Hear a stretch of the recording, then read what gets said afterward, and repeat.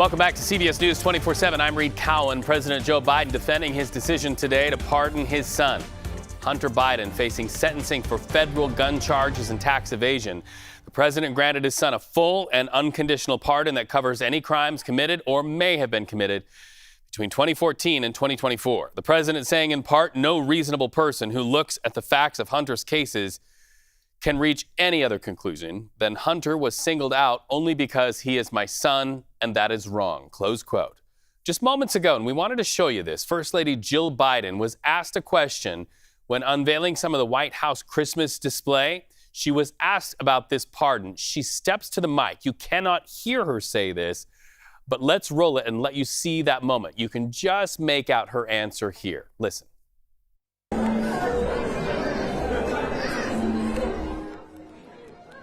He says, of course, I support the pardon of my son, close quote. Hunter Biden weighed in with a statement saying, I will never take the clemency I have been given today for granted and will devote the life I have rebuilt to helping those who are still sick and suffering. White House Press Secretary Karine Jean-Pierre expanding on that earlier today, talking with reporters aboard Air Force One. One of the things that the president always believes is to be truthful to the American people. That is something that he always truly believes. And if you see the end of his, I assume that you've read his statement, and you look at the end of that statement, and he actually says that in the first line in the last paragraph, and respects the thinking and how the American people will actually see this in his decision making. And I would encourage everyone to read in full the president's statement. I think he lays out his thought process. He lays out how he came to this decision. He came to this decision this weekend. So let's be very clear about that. He says it himself. It's in his voice. He said he came to this decision this weekend. And he said he wrestled with this. And because he believes in the justice system, but he also believes that the war politics infected the process and led to a miscarriage of justice. The voice of Karine Jean-Pierre aboard Air Force One on its way to Angola. CBS News White House reporter Willie James Inman is live there in Angola, where President Biden just touched down. Willie, Biden said that he would respect the process, that he would not pardon his son. But now, over the weekend, that changed. What changed?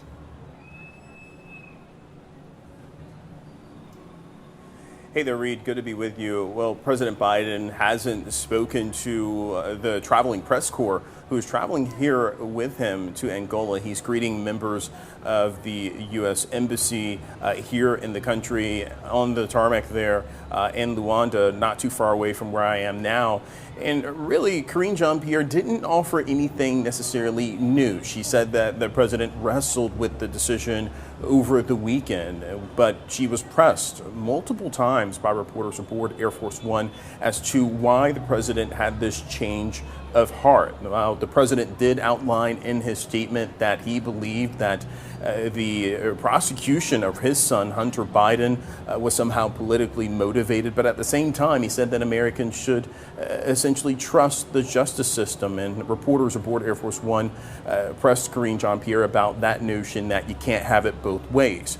But nonetheless, the White House is, of course, putting out or adding to this statement that the president said last night, released last night, as saying the president came to this decision over the weekend. I'll note that time and time again, we have asked the White House whether or not the president would change his mind on this pardoning of his son. They stood by the president's earlier statements on this situation, where he said earlier this year, this summer in fact, that he would not pardon his son Hunter Biden. But it's been an about-face and a major change and shift that is being criticized by not only Republicans, but some Democrats as well, Reed.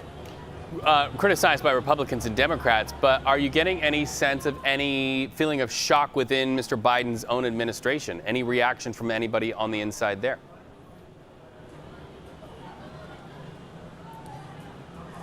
Yeah, for the most part, the White House has been pretty quiet about this news coming late last night. Now, we did, as you mentioned, and played there, we saw the First Lady come out and support this pardon that the president talked about with Hunter Biden being pardoned. The president himself, he'd had multiple opportunities to speak to members of the press. He didn't do so. He didn't do so last night when he left in Washington, D.C. He didn't do so earlier today, and we haven't heard from him today, although we, of course, see him with our cameras there at the airport in Luanda. He will have an opportunity to perhaps explain his decision-making process via speaking to us rather than a paper statement. He has a couple of open press events here in Angola where he's set to talk about the U.S.-Angola partnership and strengthening that partnership, as well as further supporting Africa with key initiatives that are led by the Americans.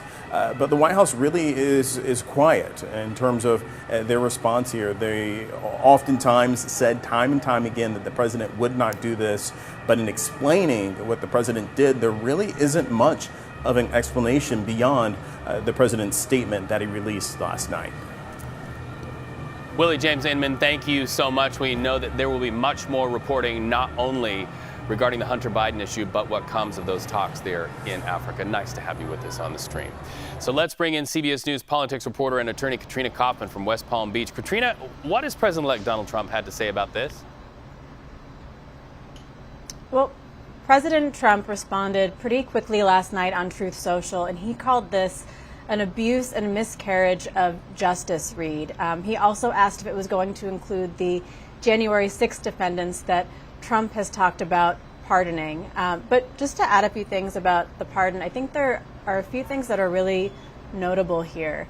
One is that Biden actually has a very low pardon rate for a president. It's something that he's been criticized about by some experts.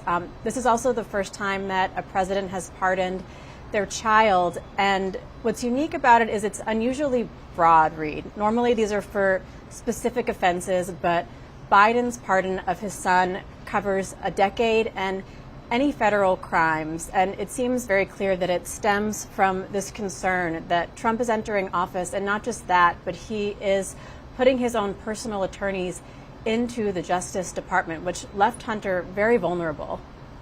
And we also know that more pardons could be announced soon. There's been some talk that the outgoing president could also preemptively pardon other people who might be the focus and the target of a new Trump administration in the Justice Department there. Are you hearing anything about that?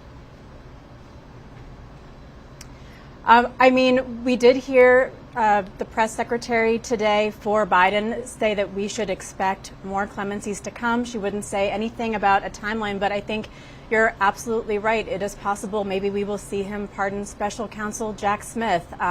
But these experts also say that they would like to see him bestow these pardons on, just normal people as well who are in jail and who deserve them. So not just, his son and these notable figures. Right. Okay, so President Joe Biden, not the only one facing backlash today. The president-elect Donald Trump announcing a handful of new intended nominees for his administration. The one getting the headlines, of course, Mr. Patel for the FBI. What can you tell us about him? Who is he? And what kind of an uphill fight do you think he'll have in the Senate? So, Reed, there is a lot of backlash to this nomination, and Kash Patel is very controversial. For one, there are questions about his qualifications to run the FBI, but especially about what he has said he would do to the FBI.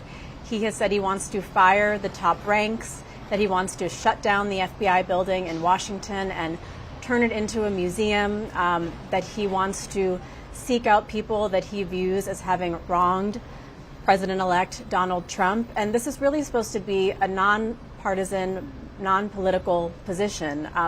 It's also currently filled by someone that Trump chose during his first administration, Christopher Wray. So Wray has 3 years left on his term, and he will now either have to resign or be fired by Donald Trump for Kash Patel to step in if he can really make it through this confirmation process, because there are going to be a lot of questions for him.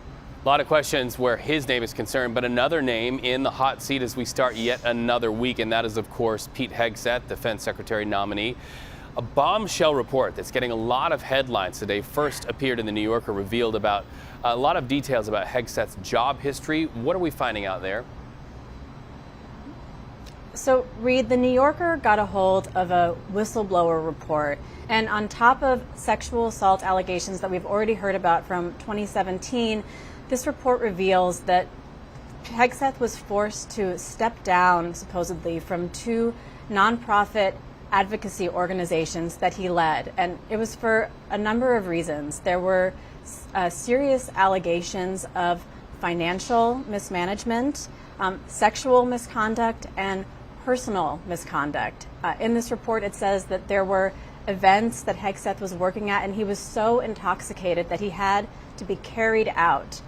There was also some notable reporting that came out from the New York Times last week that's worth mentioning, which is they got a hold of an email that Hegseth's own mother had sent him, where she talks about his mistreatment of women.